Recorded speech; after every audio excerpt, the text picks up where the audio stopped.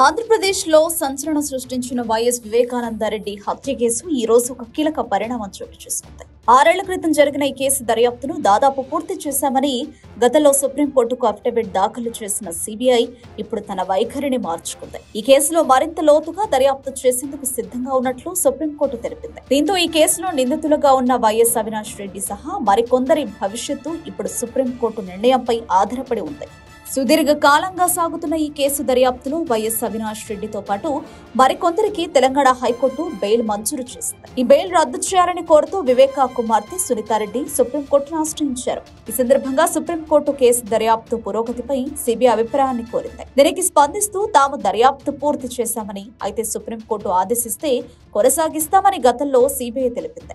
ఈ రోజు సుప్రీంకోర్టులో జరిగిన విచారణలో సిబిఐ తన వైఖరిని స్పష్టంగా వెల్లడించింది. పిటిషనర్ అయిన వివేకా కుమార్తె సునీతారెడ్డి అభ్యర్థన మేరకు ఈ కేసులో మరింత లోతుగా దర్యాప్తు చేయడానికి తాము సిద్ధంగా ఉన్నామని కోర్టుకు తెలిపింది. సుప్రీంకోర్టు దీనిపై నిర్ణయం తీసుకుంటే తాము తదుపరి దర్యాప్తు చేపడతామని పేర్కొంది. సిబిఐ తీసుకున్న ఈ నిర్ణయం ఇప్పుడు ఈ కేసులో మరో కొత్త అధ్యాయానికి నాంది పలుకుతుంది. వివేకానందరెడ్డి హత్య కేసులో నిందితులుగా ఉన్న అవినాష్ రెడ్డితో సహా ఇతర నిందితుల భవిష్యత్తు ఇప్పుడు సుప్రీంకోర్టు తీసుకోబోయే నిర్ణయంపైనే ఆధారపడి ఉంటుంది. సిబిఐ దర్యాప్తు కొనసాగింపుపై సుప్రీంకోర్టు గ్రీన్ సిగ్నల్ ఇస్తుందా? ఈ కేసులో మరిన్ని కొత్త విషయాలు వెలుగులోకి వస్తాయా అనే చర్చ ఇప్పుడు రాజకీయ వర్గాల్లో ఊపందుకుంది.